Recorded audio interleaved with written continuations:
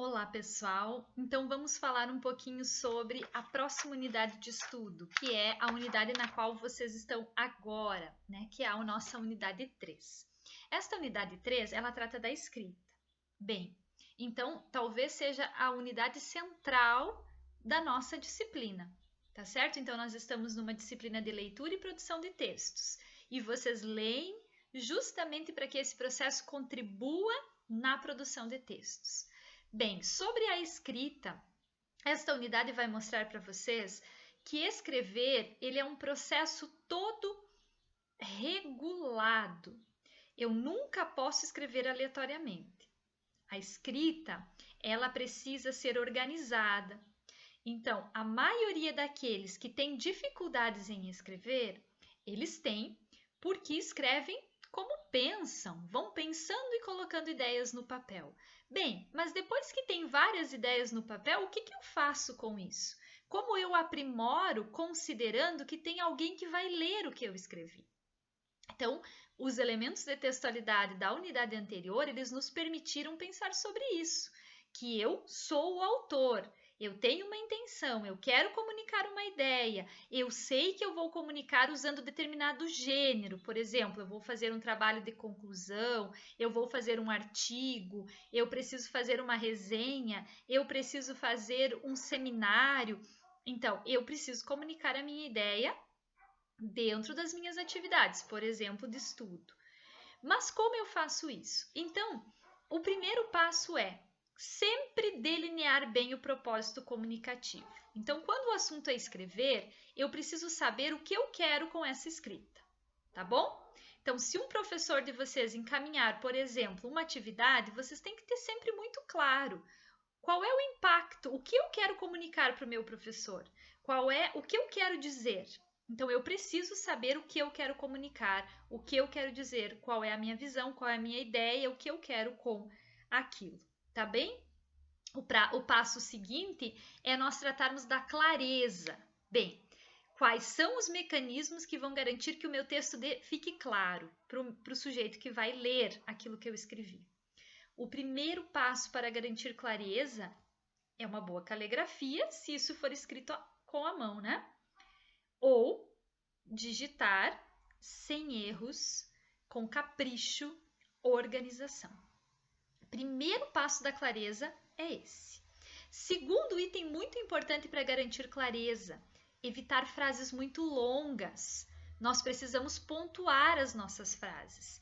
Cuidado para não espichar muito o assunto, porque essas frases longas tá demonstrando imaturidade na escrita, porque parece que você pensou em várias coisas e esqueceu de que cada uma das ideias tem que sendo apresentadas para o teu leitor aos poucos.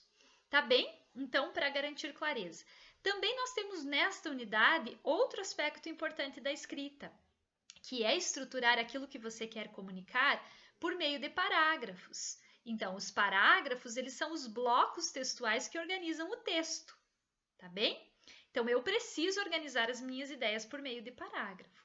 Se eu aprender que eu devo pontuar, que eu não posso jogar no meu leitor um monte de informações sem organizar isso, o que vem primeiro, o que vem na sequência e como eu fecho.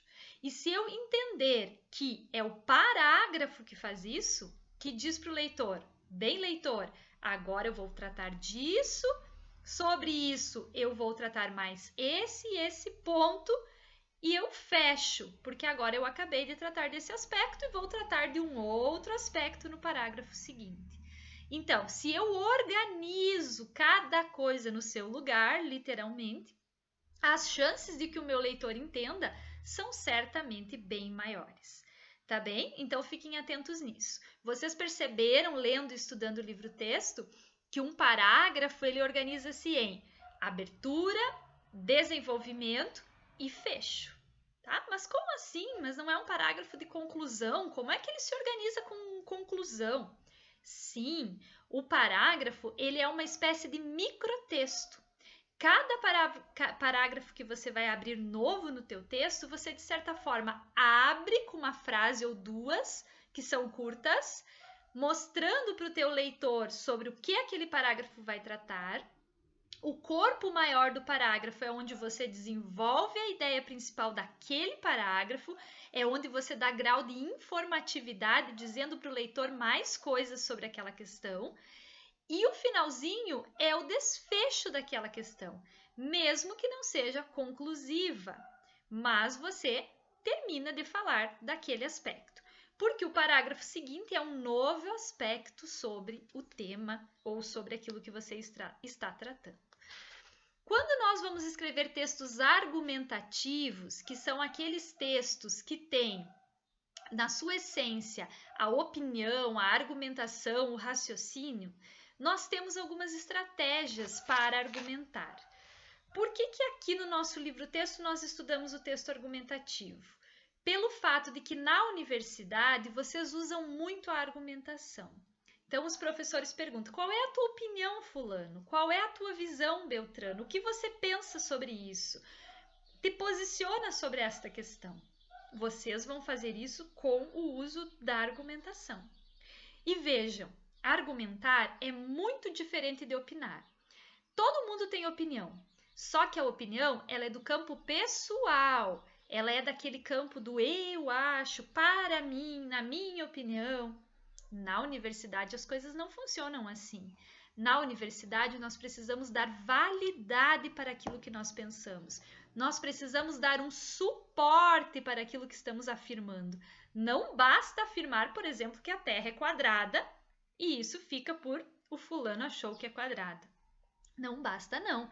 Nós sempre temos que provar, comprovar, argumentar. Nós vamos emitir opinião, alguém emite também. Então, nós temos réplica, nós vamos fazendo todo esse jogo de diálogo, que é o jogo do raciocínio lógico. Então, vocês vão ver que quando o assunto é argumentar, eu tenho muitas formas de construir argumentação. Eu posso, por exemplo, construir argumentação trazendo fatos históricos para dentro do texto que eu estou escrevendo, e aí entra a estratégia da alusão histórica. Então, eu menciono uma data, eu menciono um fato. Eu posso trazer exemplos. Então, geralmente as pessoas dizem, bem, isto se dá dessa forma, por exemplo.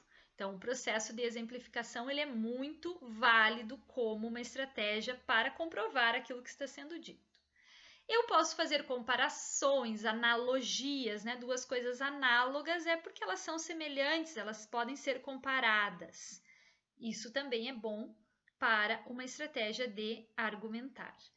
Citações ou argumentos de autoridade, então são muitíssimo usados na universidade as citações.